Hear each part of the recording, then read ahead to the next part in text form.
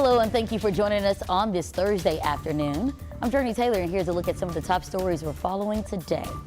First, frozen pipes, traffic accidents, and now potholes. All a result of winter weather now causing problems for Arkansas drivers on their daily commutes. Plus, a family is seeking justice after a man is charged with manslaughter in connection to the death of a beloved Pulaski County Special School District security guard. And the race for the GOP nomination gets heated going into South Carolina as former Governor Nikki Haley looks to control the vote in her home state amid online insults from her opponent, Trump. We're also looking at the impacts of fog and rainy conditions starting this morning, hoping soon that it would all start to clear out. Scott, what are you tracking? I am in need of some sunshine. It has been so dreary and wet the last few days. Conditions are improving. In fact, as we speak, the rain it's starting to come to an end in the metro area. You'll find a lot less of that green than we found earlier today. Rain continuing in places such as Searcy, Clinton, Mountain View, perhaps. But this is it. That's the last batch of rain before this area swings on out of the area. Cabot, Lonoke, you've got a little bit of shower activity right now. Far eastern Pulaski County, perhaps if you're traveling I-40 east out of Little Rock, you might run into a few of those raindrops. But you'll probably notice things are going to improve, not just in terms of rainfall, but that fog that's been so dense, well, it's starting to retreat as well. Visibility is coming up, still just at 2 miles in Little Rock, but off to our west, most of that fog has lifted. I expect that'll continue to into the afternoon. Temperature-wise, we're in the upper 50s right now, low 60s expected in fact for most of the area this afternoon. And now tomorrow we get a break from this wet weather, but then we've got another system that's going to be moving our direction on Saturday. I'm tracking the latest timing of that, plus some really nice weather that I think we all deserve coming up in that 7-day forecast. More details on that here in just a bit. Scott, thank you. New at noon, a fire at a Jacksonville self-storage facility causes the street to temporarily shut down. The Jacksonville Police Department posting this photo of the scene to the Facebook page, their Facebook page, now asking people to avoid the 10,000 block of South 1st Street following a structure fire at Nash Self-Storage Facility. There is currently no information on the cause of the fire or whether any injuries have been reported. We, of course, will provide updates as they become available. And a developing story, people in Helena, West Helena still don't have running water after winter weather caused a major leak. City and state officials are still working to restore water to residents who have now been without water over a week. In a statement posted to Facebook, West Helena Mayor Christopher Franklin confirmed nearly 40% of residents in the city are without running water. Right now, our top priority and our complete focus has to be on getting water to the citizens of this community and getting reliable water to the citizens of this community. A plan is now in place to do just that. The city council approving the drilling of a new well expected to cost around $1 million. For now, the Arkansas National Guard is providing bottled water and filling containers for the people impacted. Now, if you've been out and about this week, you've probably encountered some potholes. They're hard to dodge and can lead to serious damage on your car. City and state road crews are aware of the pothole problem and are working on patching them for the next several days. Since Monday, the city of Little Rock has received more than 80 requests to fill potholes. According to the city's Public Works Department, patching them up only takes a few minutes, depending on the size, but they do ask drivers to give workers some space to allow them to get the job done safely. Now, you can report potholes to the city's 311 app or the city's website.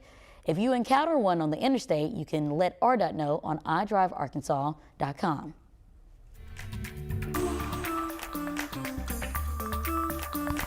It was a sigh of relief.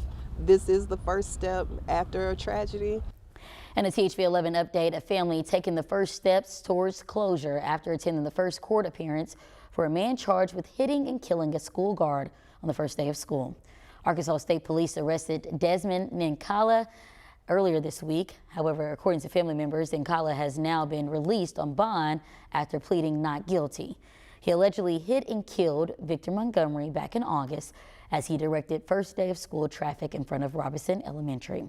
As THV 11 was at Wednesday's hearing arraignment, there we caught up with Montgomery's family to hear about the man and his life and why they cheered on prosecutors who pushed for a high bail. He loved the kids at Joe T. Robinson, and they loved him. They called him Pawpaw, just like his grandkids. Nobody's saying you're a bad person. You made a bad decision, and your 10-second bad decision has shattered our family forever. After getting arrested, Nkala had to also surrender his passport.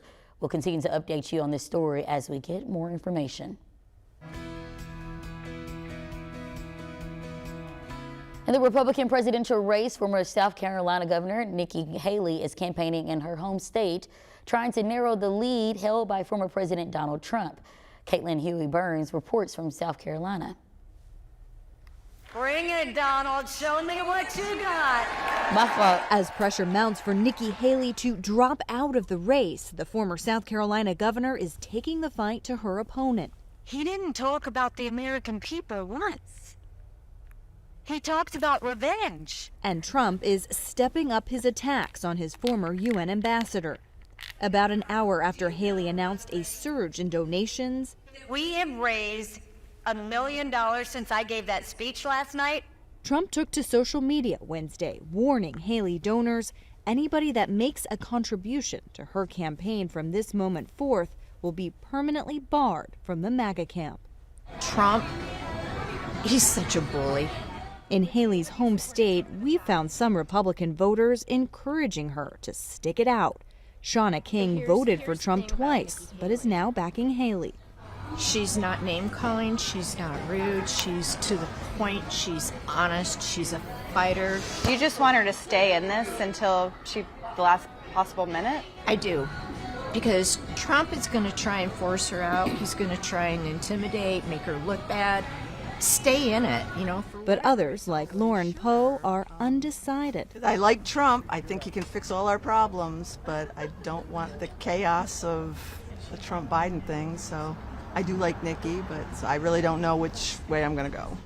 And as for Donald Trump, in that blending of the campaign trail and the courtroom, he says he will appear in New York today for that E. Jean Carroll defamation case. Tomorrow, he's heading back on the campaign trail for an event in Arizona. Caitlin Huey-Burns, CBS News, Charleston, South Carolina. And following Donald Trump's 2 victories in the Republican presidential primary, he's now on pace to win the nomination once again.